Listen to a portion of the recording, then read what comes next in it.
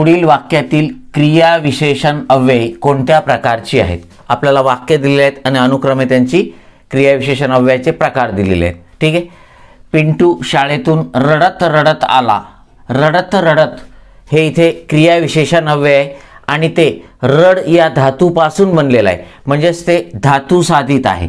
Okay, म्हणजे आपला पर्याय. ठीक आहे, धातू साधित. ओके, 2 किंवा 3 पैकी आपलं उत्तर असेल. मी त्याला ह्यावरून बोललो. याच्यामध्ये ह्या जे आहे हे ह्या सर्वनाम आहे. ठीक आहे, हा ही हे या तो ती ते त्या ही दर्शक सर्वनाम आहेत.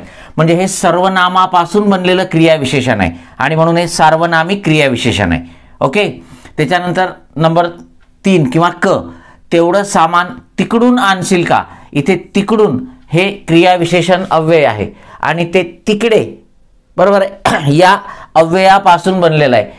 तिकडे, इकडे, मागे, पुढे, वर, खाली ही मूळची अव्यय आहेत आणि मग ते अव्यय इथे क्रियापदाबद्दल विशेष माहिती सांगतात आणि म्हणून ते क्रिया विशेषण अव्यय आणि अव्यय साधित आहे. ठीक आहे, आणि म्हणून आपला जो पर्याय बघा, धातू साधित, ह्यावरून सर्वनाम साधित आणि तिकडून अव्यय साधित. ओके, म्हणजे 3 नंबरचा पर्याय आपलं उत्तर येणार. तो मोठ्याने ओरडला.